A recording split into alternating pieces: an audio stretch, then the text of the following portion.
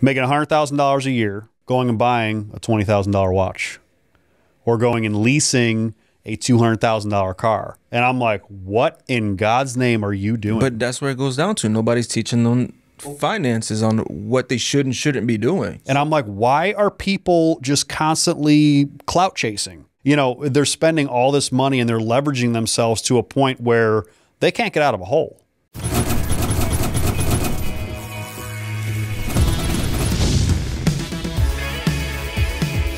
Hector, where do we connect first? I believe it's from the clinic, right? Yeah. So funny story. Like, I'm a big Grant advocate, right? Was going to a lot of the 10X events. Grant Cardone. Okay. Gary Brecka comes out. First time ever. I'm like, who is this guy, right? Actually, the first time I seen him was at 10X Ladies. I took my wife, and I thought it was ladies event, empowering women. I was like, I want my wife to come in. She's involved in the business. So it was like, cool. Then they bring out the only male in the whole lineup, Gary Brecka. So he starts talking about health and everything like that. So I started following him, started listening to a lot of the things he was talking about Superhuman. Then Grant starts talking about it. And then I started looking like, how does Grant work harder than everybody but look so young? So I started researching, and I actually reached out to Vinci Medical, which, you know, they're the ones with supplies for Superhuman. They work with Grant. And they're like, I'm like, hey, I'm in Orlando. I want to start doing this because obviously my car accident, all my pains, they recommended me to you. Oh, okay. Then that's why I was messaging. I was like, hey, man, do you got it yet? You got it yet? Do you got it yet? And once you got it, I was like, when can I come in? But that's really, you know, how I reached out and we connected was through Grant, Gary, and Da Vinci and all that. That's pretty awesome because Da Vinci, I've known of Da Vinci for several years from basically the first year they came into existence. And I've wanted to get that Superhuman Protocol from the first time they talked about it. Wanted it personally. Yeah. Couldn't afford it back then. I was a cop when they first opened, you know what I mean, when they first started. So I couldn't afford it back then. And then I heard a rumor because I have connections that, you know, people that know Grant's or people that know his venture capitalist firm and everything that he does. And I heard a rumor that Grant was going to invest in Da Vinci. So I called the CEO of Vinci Medical and I said, is this true? And he's like, yeah, they're going to be partnering up with us. They're basically going to invest some capital into Vinci Medical. So Grant Cardone, Gary Brecka, you know, with their 10X health system, they're investing into it. And I was like, I got to get in it because it's going to blow up. People are going to start hearing about it. That was the only problem that Da Vinci and Superhuman Protocol had.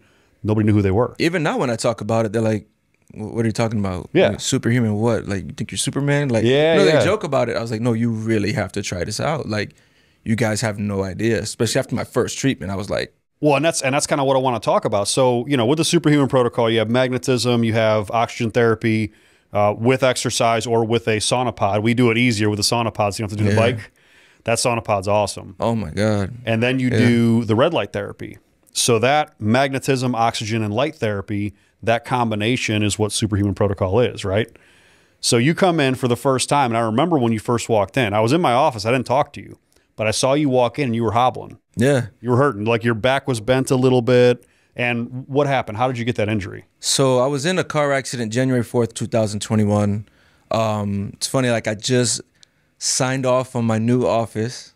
I'm taking the lease to the leasing agent to get my office. So I'm traveling, had a Dodge Durango, going about 50.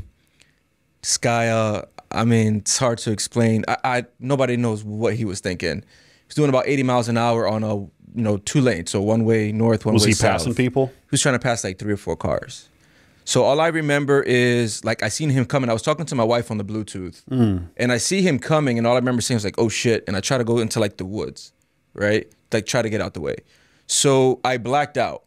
All I remember seeing him coming at me and I thought he was trying to go back in. What happened was when he did try that, then he tried to go back into the woods and we hit head on.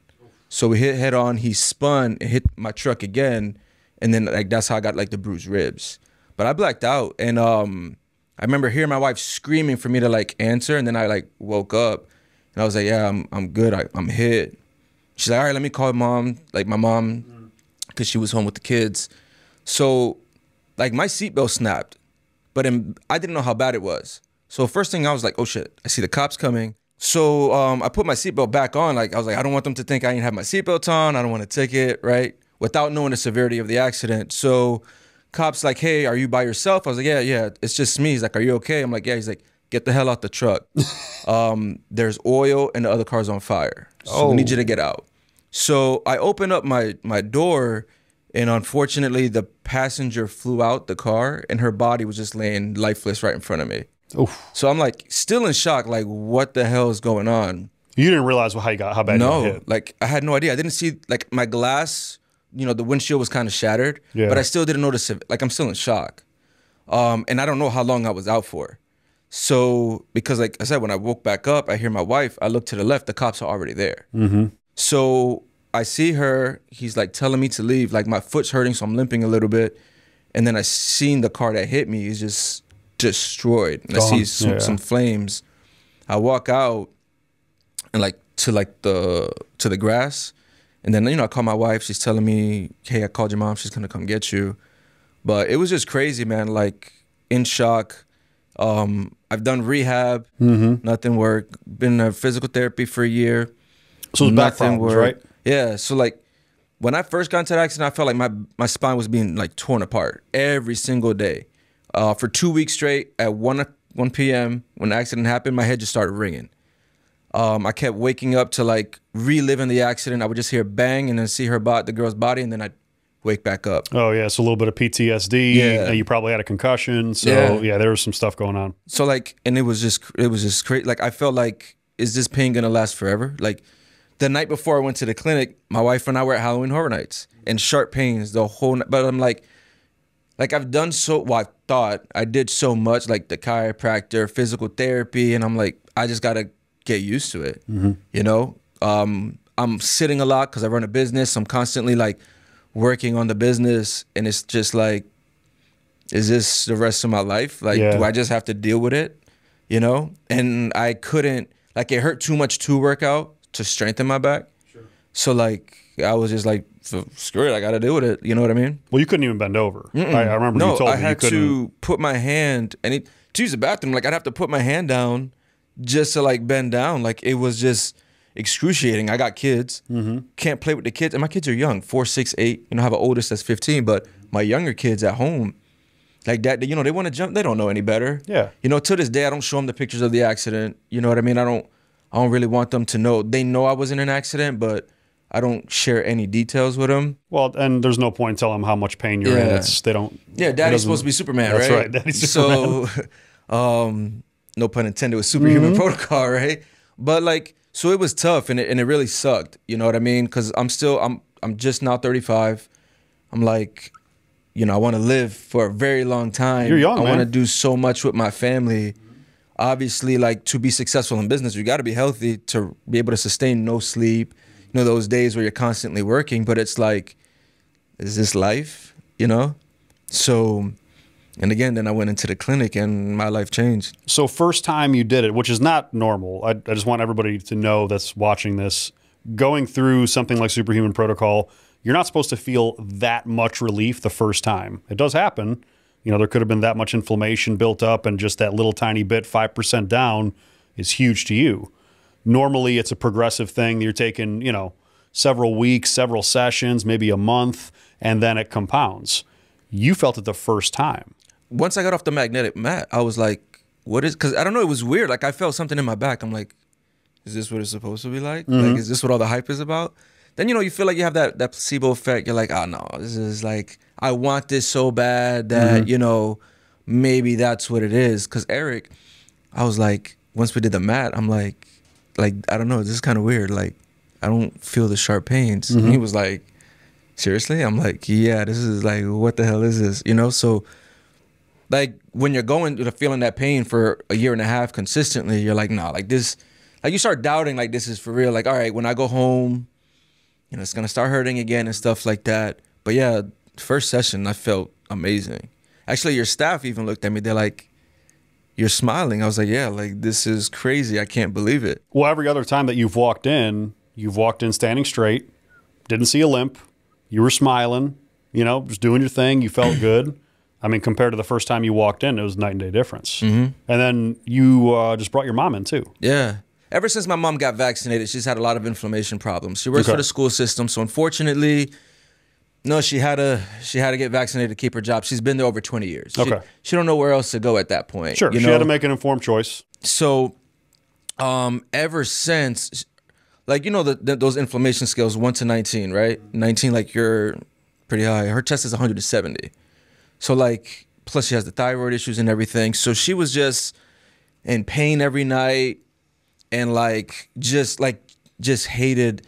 And all that stress from the doctor saying it might be this. They're just guessing and, like, making her even more stressed. Could be lupus, could be cancer, could be this, could be that, right? So my mom was just a complete mess. Yeah. And I was like, you know what? Like, this is working so good for me. I'm like, Ma, like, just try it out. She's like, I don't know. So I hit up my brother. I'm like, hey, man, let's get Mom in here. So he's like, all right, yeah. Like, he had no idea. He's just like, I'm like, look. Well, he knows what it did for you. Yeah, so I was like, all right, let's go. Like, so I made the appointment for her. She's still like, I don't know. You know, because when all these doctors are just telling you, like, all this bad news, in the back of your mind, there's, like, no way that this is going to help it go away, right? So I brought her in. Eric went through a bunch of stuff that, you know, and we're putting plans in place, which, again, to her, like, I was just there yesterday. She's like, I just can't believe, like, is this really going to be fixed? You know what I mean? So it feels like a miracle. So she slept for the first time since she got vaccinated. Slept full 8 hours. She fell asleep at 8 o'clock that night. Oh yeah, because I told you she's gonna be tired. Yeah. That body's getting rid of all that inflammation. That body is, you know, starting to enact its normal processes. You know, again, very simple things. Bodies are really simple. Really simple machines. So that magnetism, that light therapy, that oxygen, those are 3 key parts of how your body works. Yeah. Even when she walked out, she looked high. Like, she was just so, like, almost floating, you know what I mean? And I haven't seen her not be in pain, like, since she got vaccinated, you know what I mean? And, like, because she had health issues before, I just feel like, in the back of her mind, she's like, it doesn't matter. Like, this is just like how I was. Yeah. I was just like, shit, I just got to deal with it. Yeah. You know what I mean? Like, it is what it is. And she felt the same way with her conditions. So until then, like, I even asked her every day, I was like, Ma, how you feeling? She's like, I feel better, like, a lot better. So, you know, we got more sessions for her. She's going to be scheduling hers once per week. Good. And I was like, don't stop. Yeah. Like, and I was like, I want you to do this. Go for a session, because they want her to get tested again for her inflammation. I was like, do it the day before you get tested, because I want you to see it, right? So she's supposed to schedule for this week before she gets her more blood work. I can almost guarantee, just from the PEMF, Matt. So when you said you felt that in your back, you felt kind of that pressure relieve. Yeah, it was. You felt the sharp pain go away.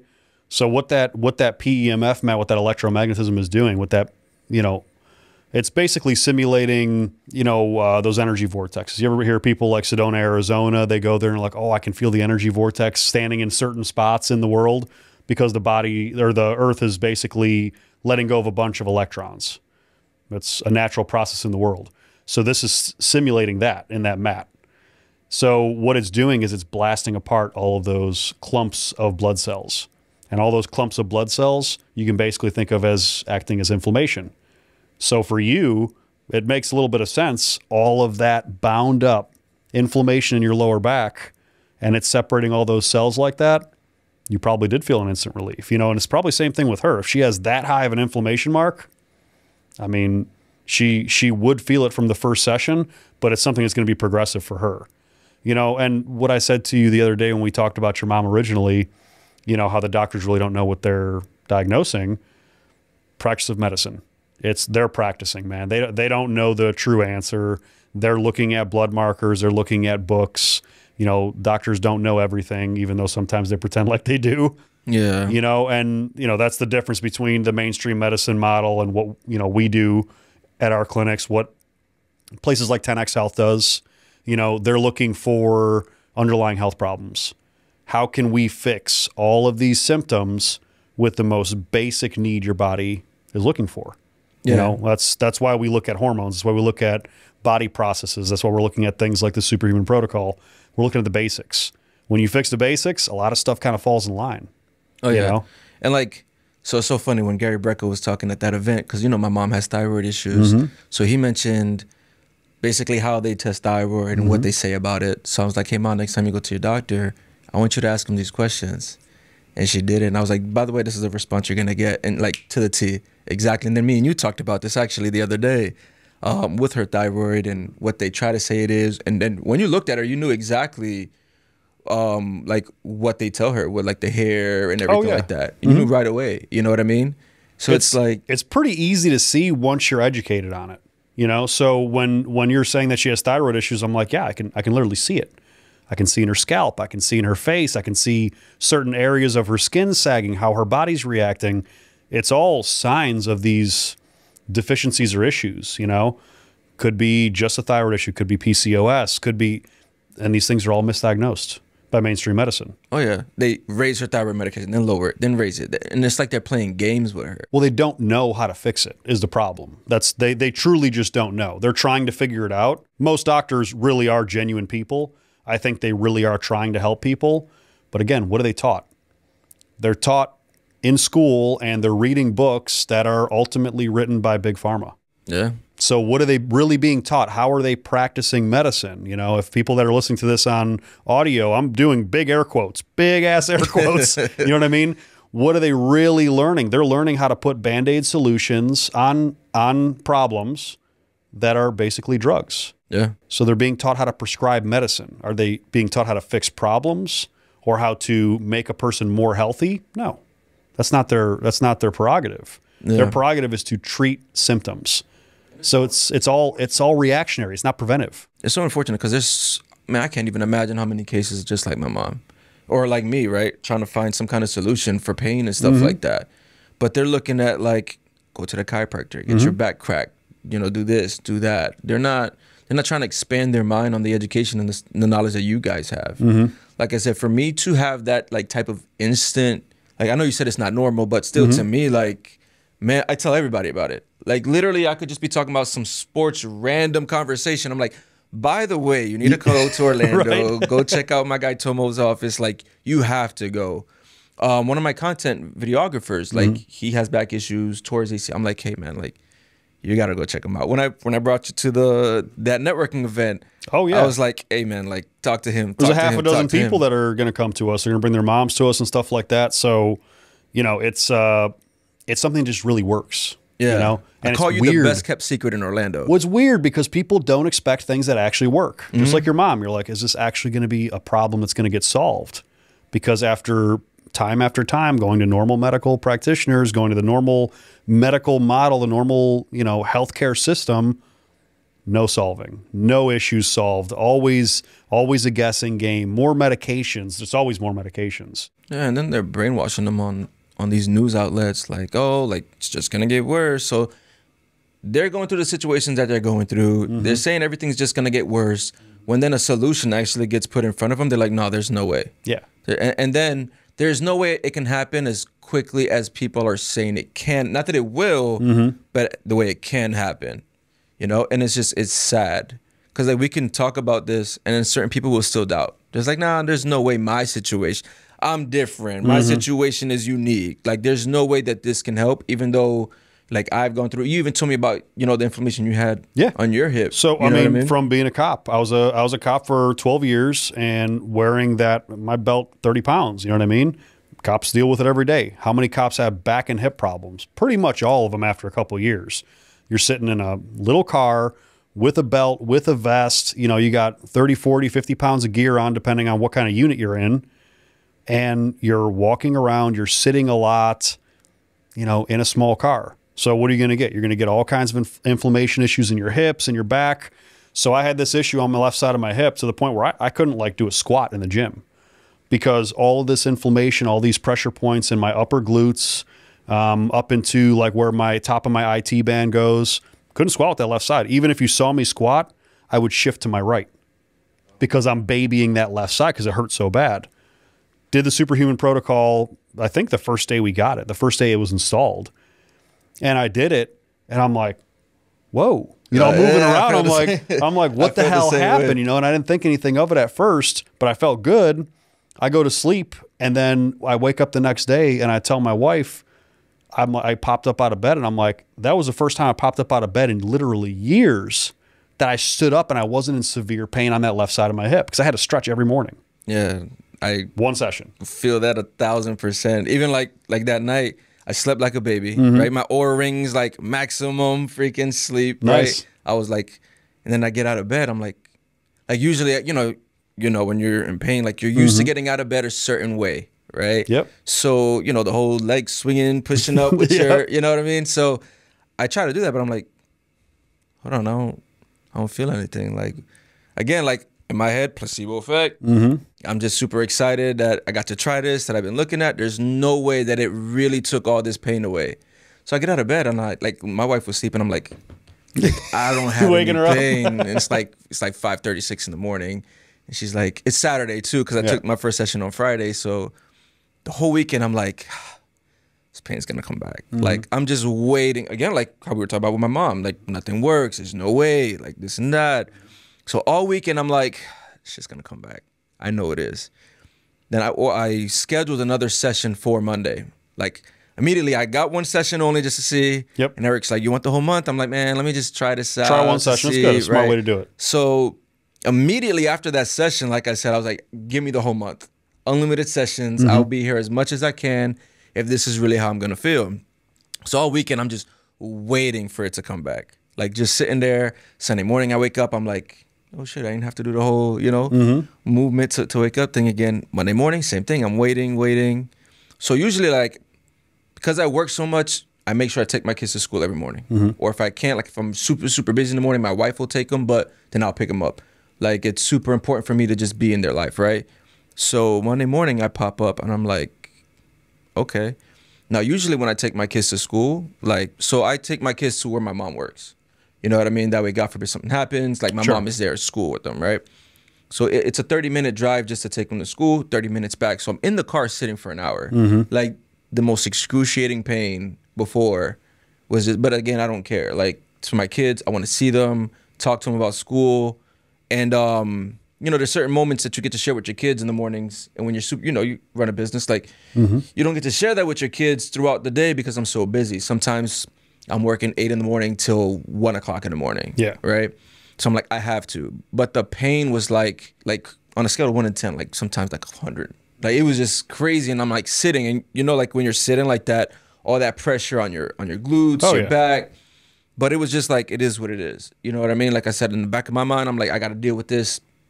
And like, I want to see my kids in the morning. So that Monday, like driving, taking the kids to school, I'm like, hold on, like I'm not, because that's what I was thinking was it'll come back when I'm like sitting like that. When you know it's triggering it. Yeah. So I'm like waiting and waiting. I'm like, it's just not coming back. So I was like, all right, cool.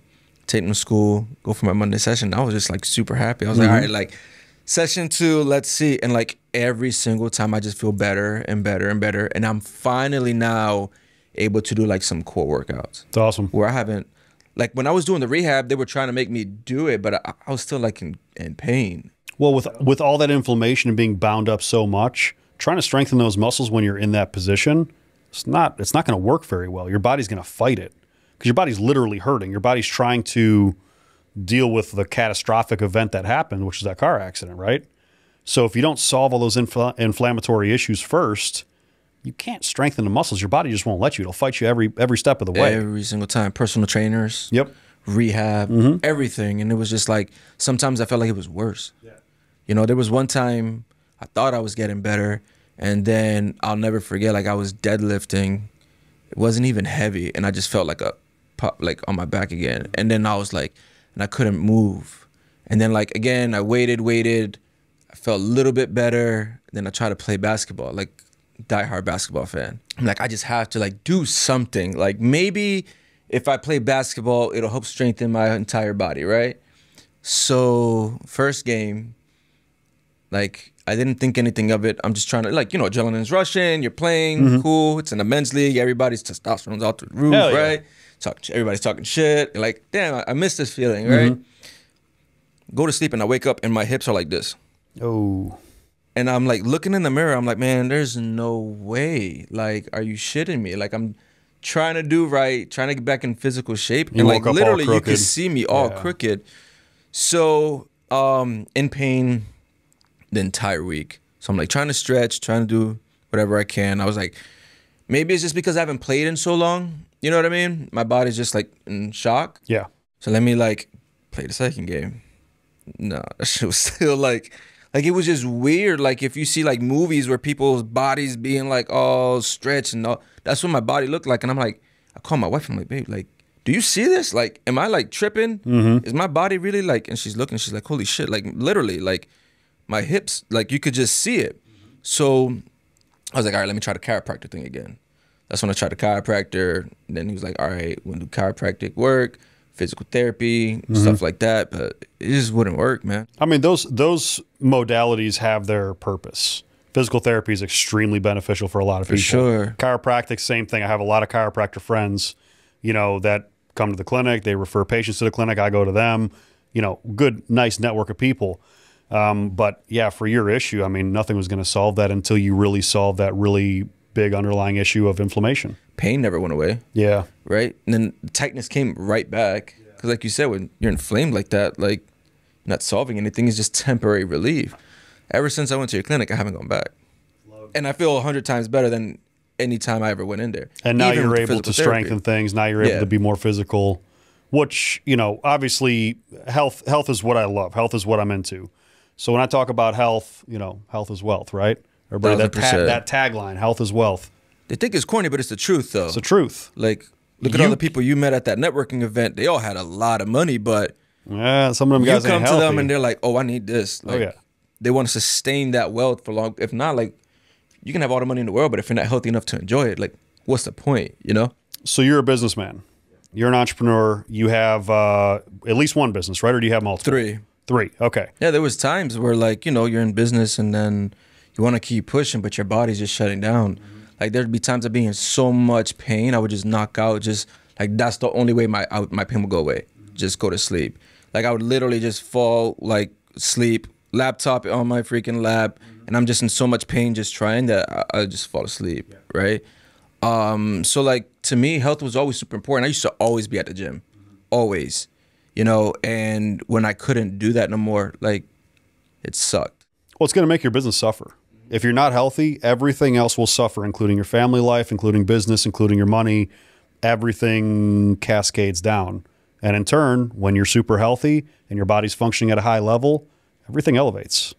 I try to explain that to people, and I'm like, you don't understand. I'm like, if you get yourself to a point where you are healthy, physiologically, physically, mentally, you are going to thrive everywhere else in life. Everything falls into place at that point. It's so hard to put into words, like, that whole Superhuman Protocol. Like, it's hard because people are like, no, there's no way. Like, again, that whole, you know, that doubt comes into their mind. But it's true. Like, look what it did. And this is a guy that's he runs a physical contact sport company. So obviously he has access to coaches. He has access to all of that. And it took him doing everything that you just mentioned to be like this, the best shape. I don't know if I've never seen him when he was younger, but he used to be in good shape when he was younger. But then again, that's what it is. You know, how many people are successful before the age of 30? Not many. Yeah. Maybe some YouTube sensations or something like that. But how many people are truly wealthy before the age of 30? There's not many people. So if you're looking at most of the people that are attaining wealth, they're in their 30s, you know, so they're getting a little bit older.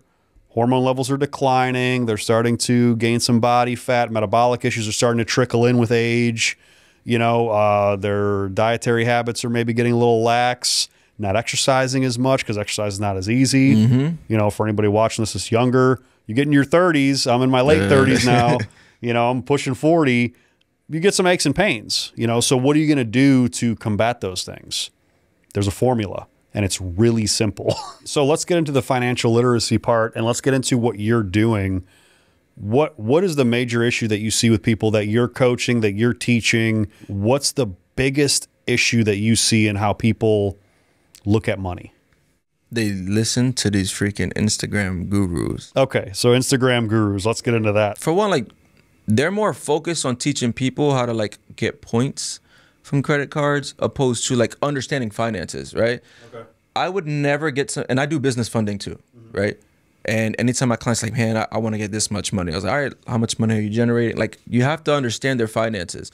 Because I can get people approved for money, but, like, if you can't handle, everybody wants money until they understand how much they got to pay for that money, right? Like there's a cost of capital, and everybody's like, well, I want this single digit interest and this and that with like a 500 credit score.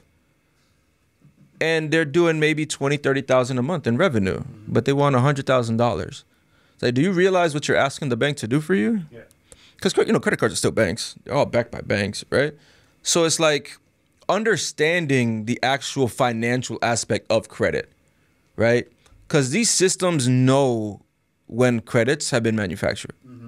Like they know like somebody has like 2 accounts and like all of a sudden they put like 10 trade lines on. If you think these systems don't know that, like you're in for a shock 14, 17 years down the line when you're really trying to get the capital you need to really grow your business. Because like, we were talking about this the other day, like there's levels, right? So to really grow your business, you always have to have the banks on your back. Like you want to have good relationships with the banks, right? So that's the biggest issue. It's not credit score based. Like your profile is architected a certain, like the way we do it. Like we go through a whole 6 to 12 month coaching program. I don't like fixing credit is just a byproduct. Like we just do it anyway. If you join our programs, yeah, and our systems are actually created by the ex-Wall Street guy who underwrote hundreds of millions of dollars per month. So he knows these systems. So some of the algorithms used by financial institutions to this day were he architected. Oh, so he wrote them. Yeah. Oh, okay. So like we know how to build the actual credit profile. On top of that, we know how to like we do like a whole financial planning. Like, all right, cool. Like you want to be wealthy. Like this is what you got to do. Like certain people have like bad habits. Like Amazon is their best friend. Like if you know the Amazon driver, like that's a bad thing. You know what I mean? Like, and if you're not making the type of money that you want to make, but you're constantly spending money where it shouldn't be spent, like that's a problem.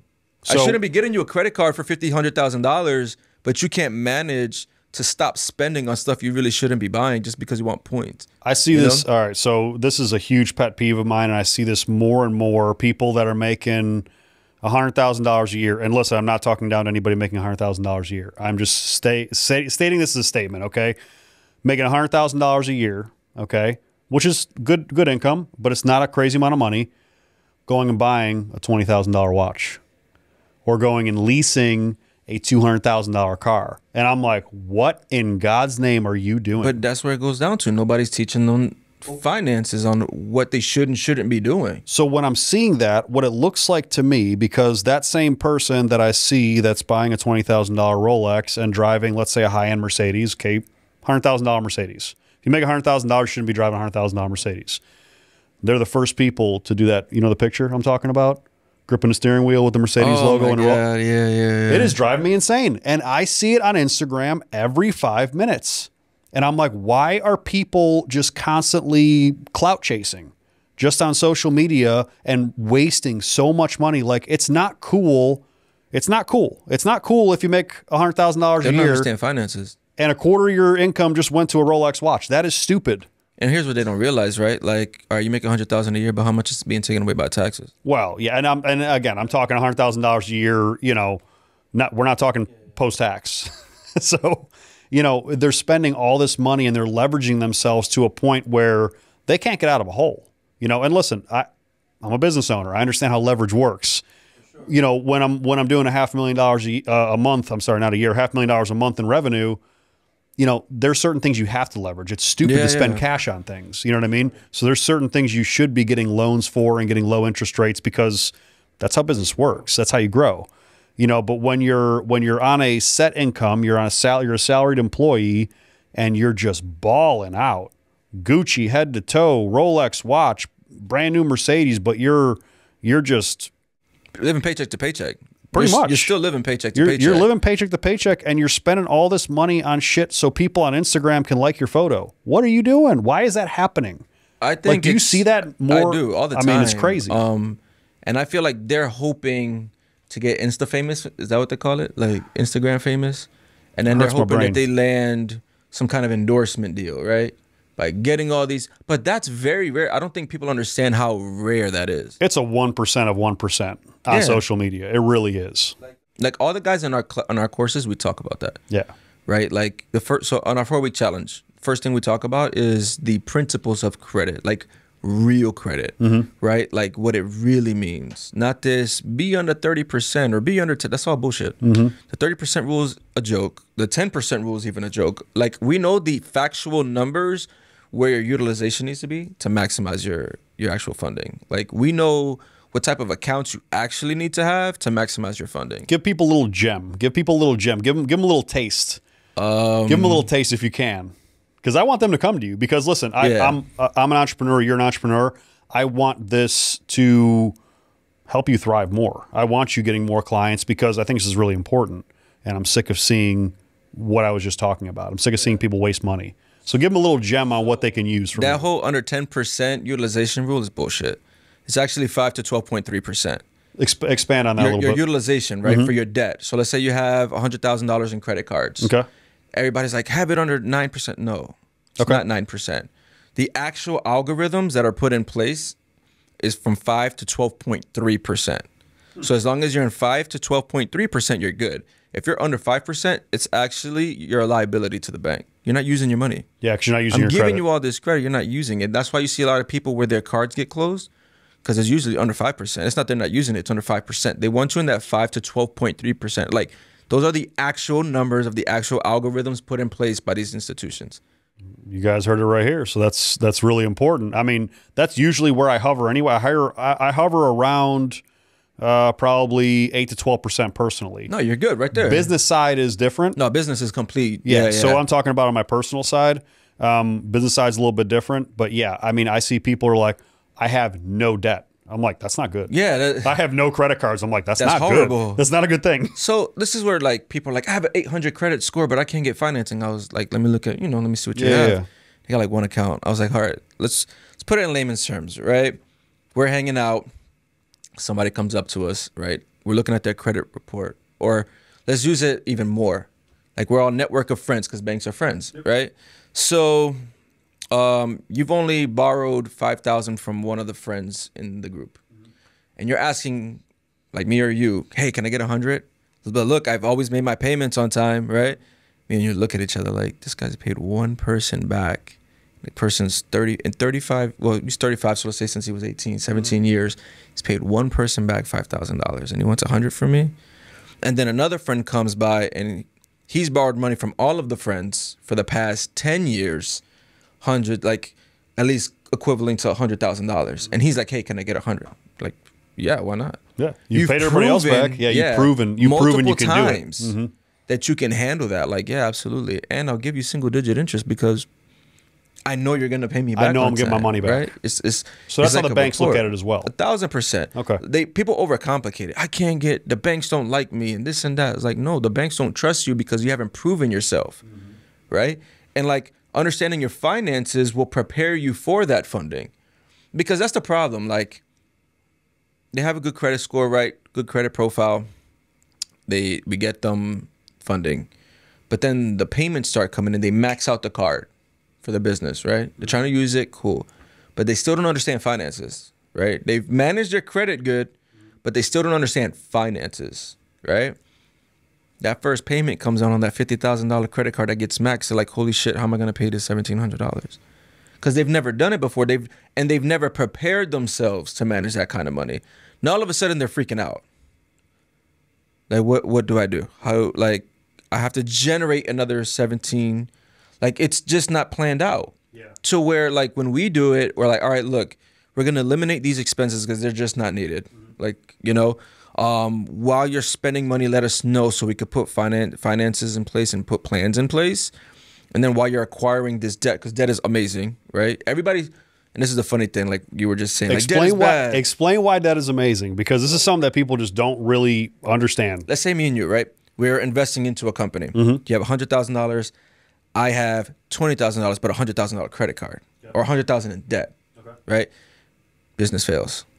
You lost all your cash. I used my credit card. I can still make payments to try to recoup that money.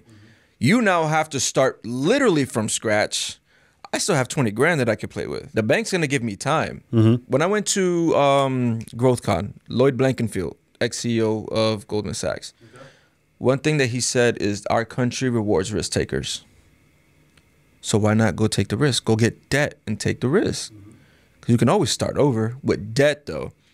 You can't do that shit when you lose all your money. Yeah, when you lose all your cash. You know? So that's why and I could scale faster, right? So same example, right? You have 100 in cash. I have, let's say 50 in cash, but 100,000 in loans or capital, whatever. Like I can leverage that plus what I have. You know what I mean? You're playing a different game, and that's how the billionaires work. And there's different levels. Everybody's like, I want to make $1 million, like between 1 million, 10 million, and then $1 billion. Who was it? Was it Mark Cuban? I forgot who. I think it was Mark Cuban. They're like, Mark, what's the difference between $1 billion and like hundreds of millions? He said everything. Like there's levels to it. You know what I mean? So a lot of the stuff that we're teaching people is taught from the private wealth side of people who manage billions.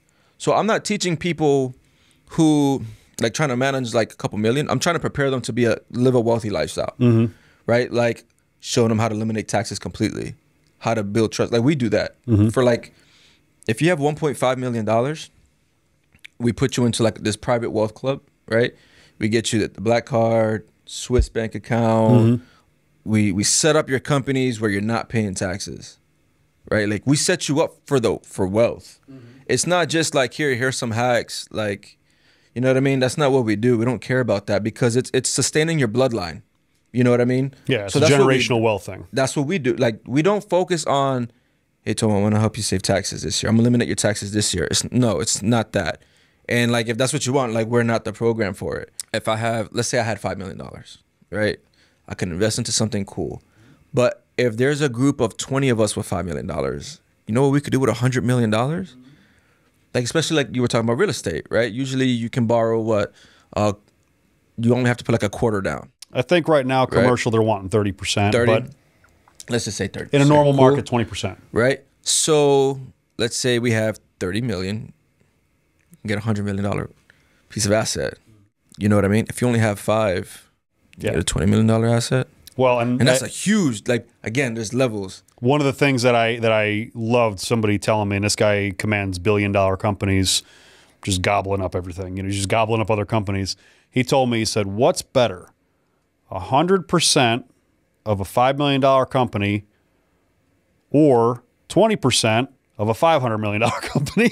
It's true, though. And he's like, stop looking at it as, stop looking at things like, I want everything. Don't look at it selfish. Look at it strategically.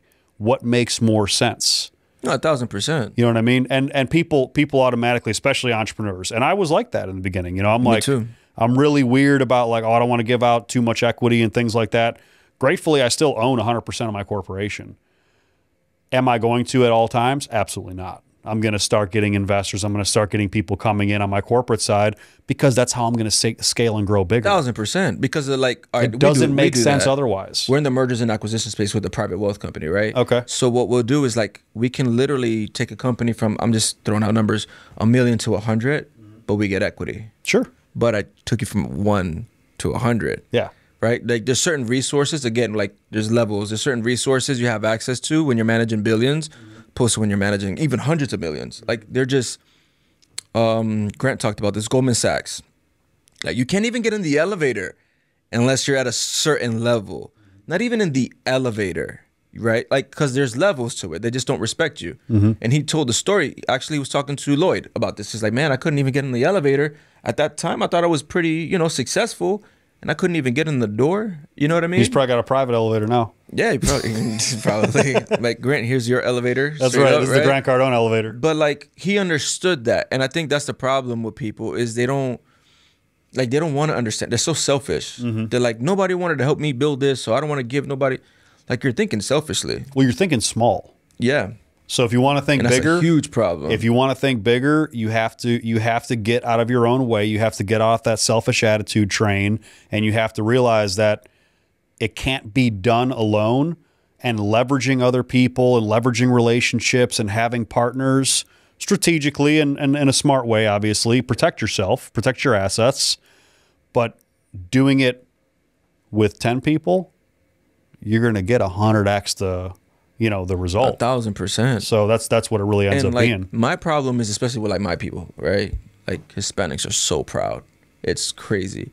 And it sucks because they're hurting themselves. Like I'm part of like the Puerto Rican Chamber of Commerce. Like we're trying to do some stuff like so Puerto Rico's, the banking is horrible. Yeah, it's a mess down there. So like literally it's like a monopoly over there. So I'm working, like we're trying to put something together to actually go to Puerto Rico, open up basically a bank, because credit card processing, same thing. Like if you don't have Banco Popular in Puerto Rico, like you can't even get a merchant account. Really? So they have a monopoly of the whole it's thing. Damn near monopoly. Like they own like 80 to 90% of the. It's a monopoly, man. 80 to 90%. That's a monopoly, right? So like I had a buddy of mine is like, man, I went to a restaurant and like they didn't want to bank with that bank, so they had a cash app or paid cash at a restaurant. Yeah. Right. So like we're trying to go down there and implement certain things, but like our people, like my people, are just so like, so start it's ego. Like I have to be better than this person. I have to do this. I have to do that. And it's like, why? Like, why are you like that? People let their egos get in front of success. Like, it's stupid. That's a lot of the problem in the United States, though. That's a lot, not just in Puerto Rico. That's the U.S. in general. Everything's very ego driven. And I think it's the stupidest thing that you could do. Like, I actually had a conversation with my ex-business partner, like, Grant. Oh, this guy, he's an egotistical this and that and that. I'm like, yeah, I thought the same thing until I actually got into the educational programs. I was like, we were just on a call. He's working for another company now. They're actually hiring me to consult for the company. And it's like, he's like, damn, heck, how you like learn all this? I was like, man, it cost me like $100,000 to learn all this stuff. Like, you have to not feel like I can't learn from this person or I can't learn from that person. You know, I've spent like $5,000 at a mentorship program, learned nothing, but the people in that program I still network and do business with. Yep. So it's not necessarily all the time what you'll learn at that event, but the people that you meet. Yep. You know, and again, there's no ROI on this stuff. And people think too much ROI. Like, how much am I going to learn here that I can implement into the business? Well, how about what kind of people can you meet that could take your business to another level? Yeah. What's the true ROI? Is it, you know? Yeah. What is that measurement at that point? Yeah. What's the measurement? Because it could be 1,000%. Yeah. You just don't know. And you can partner on an idea together. Yep. You know what I mean? And it's just like, people just have to get out their own way. Like, you truly can't run a successful business, in my opinion, if you're only thinking about yourself. Yep. Like, you have to invest in your people. And like another thing, like, people don't want to invest in their own people. Like, reward your people. Like, one thing that we do is it's called like a North Star. Like, it's not affirmations, it's not goal set. Like, there's stuff up beyond that. Like, what's your true purpose in life? Right? We did this exercise when I did my training and certifications, right, with the private wealth company. And like, I literally broke down in tears. Like, I thought I knew what I wanted until like they're like, no, I'm gonna show you how we do it for the billionaire families. And like, not like for them, like, if, and this is like billionaire families, private wealth, stupid. If you're not in line with what's gonna benefit the family, like, you're out. Yeah. You don't get access to the money. They can't do investments they have quarterly meetings. Like, whatever family member don't attend, like, they have to wait till like, I think it's a quarter or two. They don't get access to anything during that time period, right? Everything has to align to further the family. And they do the same for businesses. And it makes sense, right? Like, let's say me and you are in a business together, and like, we don't have to have the exact same goals, but if what we're doing isn't like rising the company and it's not benefiting the company, why are we doing it? Yeah, it's for the larger purpose. Yeah, because like, when you build something, it's supposed to be bigger than you. And I tell even my employees this, like, I'm not more important than my business, because my business is supposed to be for my family. For like, God forbid I died in that car accident. And that's what really turned my mindset around. Like, I could have died instantly. Yep. Like, to this day, like, you know, I have a scar here, like, my watch broke, so I have the scars here, but no broken bones, right? I'm walking out thanks to your clinic, right? So, but what if I didn't survive? Yeah. I left my family with absolutely nothing. Yeah. Right? So I'm not bigger than my own company. And like, sometimes my wife is big on this. Like, I get so tunnel vision sometimes that like literally nothing will get in my way. Then my wife's like, you're getting in your own way. And I'm like, shit, damn it. Like, you know, I don't want to be wrong. Like, my wife's like, no, like, you're getting in your own way. And she sees things from other perspectives. I'm like, shit, like, I'm holding my company from succeeding back. So I'm doing a disservice to my business. And I think a lot of business owners can't accept that. Yeah. They can't accept that their business is supposed to be bigger than them. And it goes back to the ego thing. So from an education side, you and I are going to be talking from a business perspective. Where can everybody else watching find you? Social media, websites, where can people find you? So, you know, we'll put all the links below in the video, but where can they find you for anybody listening? Hector Perdomo 87 on Instagram, just at Hector Perdomo 87. You could do hectorperdomo.me, and it has all my links on there for all my sites. Angelbusinessinc.com is my servicing site. Angelbusinesscapital.com is my funding site. So you can find me on there. We're always doing challenges too. Like people got so lucky for that $47 challenge that we just did. It was crazy. Like we were talking, we're like, damn, we're really gonna give like hundreds of thousands to $1 million of advice for 47 bucks. But we're like, it's about the purpose at that point. You know, I want to grow millionaires. Like literally, part of my affirmations, right? I put everybody on my team is gonna be millionaires.